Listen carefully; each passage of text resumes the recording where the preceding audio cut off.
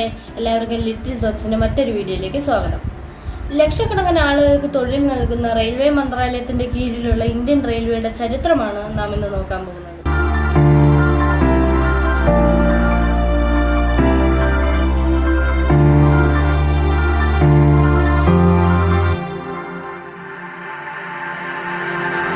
ഇന്ത്യയിൽ ആദ്യമായി റെയിൽവേ ഗതാഗതം കൊണ്ടുവന്നത് സർ ആർതർ കോട്ടൺ ആണ്.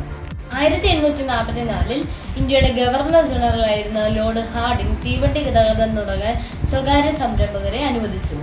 അതുകൊണ്ട് ഇംഗ്ലണ്ടിൽ നിന്നും ധാരാളം നിക്ഷേപകർ ഇന്ത്യയിലേക്ക് വന്നു. 1853 ഏപ്രിൽ 16 ആദ്യത്തെ പാസഞ്ചർ ട്രെയിൻ ഓടിത്തുടങ്ങി. ബോംബെയിലെ അഥവാ ഇപ്പോഴത്തെ മുംബൈയിലെ ബോറി ബന്ദർ മുതൽ ധാനെ വരെയുള്ള 34 കിലോമീറ്റർ ആയിരുന്നു ആദ്യ റെയിൽ യാത്ര. ലോർഡ് ഫാക്ലാൻഡ് 240 എന്ന എഞ്ചിനാണ് ഈ തീവണ്ടിയിൽ ഉപയോഗിച്ചിരുന്നത്. 1854 ഓഗസ്റ്റ് 15 ഹൗറയിൽ നിന്നും ഹ്യൂഗ്ലിയിലേക്ക് പാസഞ്ചർ ട്രെയിൻ ഓടിത്തുടങ്ങി.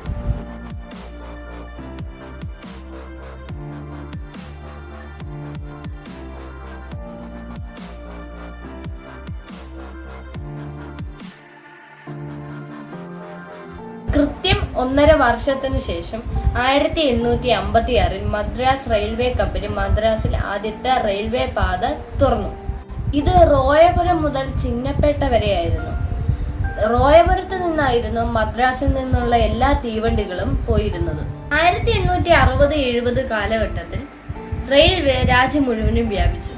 ബ്രിട്ടീഷുകാർക്ക് അവരുടെ ഭരണം സുഗമമാക്കുന്നതിനും വാണിജ്യവും സൈനികപരമായ ആവശ്യങ്ങൾക്കുമാണ് അവർ റെയിൽ ഗതാഗതം വ്യാപിപ്പിച്ചത്.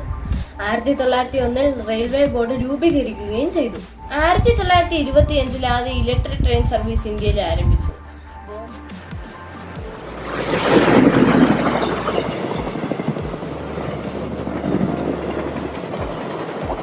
ബോംബെ മുതൽ കുർള വരെയായിരുന്നു അതിന്റെ ആദ്യ സർവീസ്.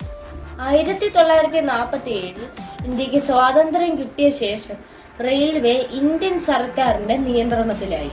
നമ്മുടെ രാജ്യത്തെ ഏകീകരിക്കാൻ റെയിൽവേ വലിയ പങ്ക് വഹിച്ചു. 1951 ഇന്ത്യൻ റെയിൽവേ ദേശീയവത്കരിച്ചു.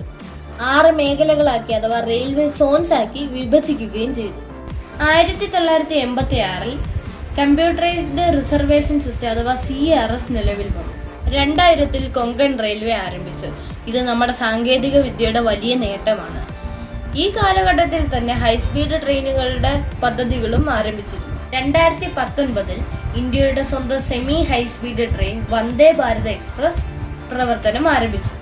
ഇനി നമുക്ക് 2020 മുതൽ 2025 വരെ ഇന്ത്യൻ റെയിൽവേക്ക് വന്ന മാറ്റങ്ങൾ എന്തൊക്കെയാണെന്ന് നോക്കാം.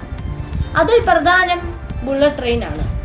2020 ആരംഭിച്ച 300 കിലോമീറ്റർ നീളമുള്ള റെയിൽ പാലം അഥവാ വയാഡക്റ്റിന്റെ നിർമ്മാണം 2025 അവസാനിച്ചു.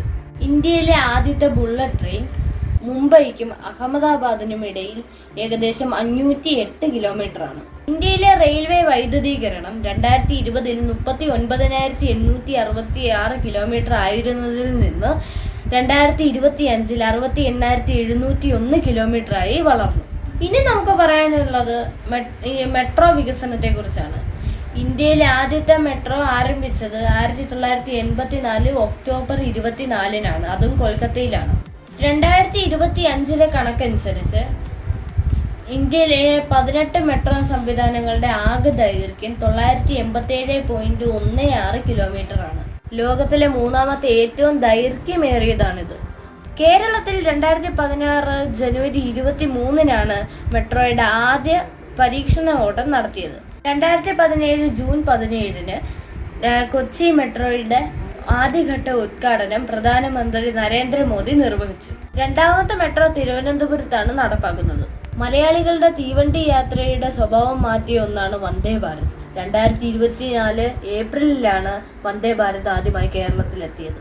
തിരുവനന്തപുരത്ത് നിന്ന് കാസർഗോട്ടേക്കും കാസർഗോട്ടിൽ നിന്ന് തിരുവനന്തപുരത്തേക്കുമായിരുന്നു ആദ്യ വന്ദേ ഭാരത്. 2ാം വന്ദേ ഭാരത് തിരുവനന്തപുരത്ത് നിന്നും മംഗളൂരിലേക്കും മംഗളൂരിൽ നിന്ന് തിരുവനന്തപുരത്തേക്കുമാണ്. പുതിയ മാറ്റങ്ങൾക്കായി നമുക്ക് ഇനിയും കാത്തിരിക്കാം.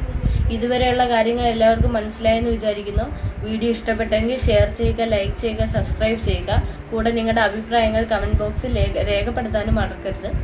അപ്പോൾ ഇനിയൊരു പുതിയ വീഡിയോയുമായി നമുക്ക് മറ്റൊരു ദിവസം കാണാം. അതുവരെ എല്ലാവർക്കും ഗുഡ് ബൈ.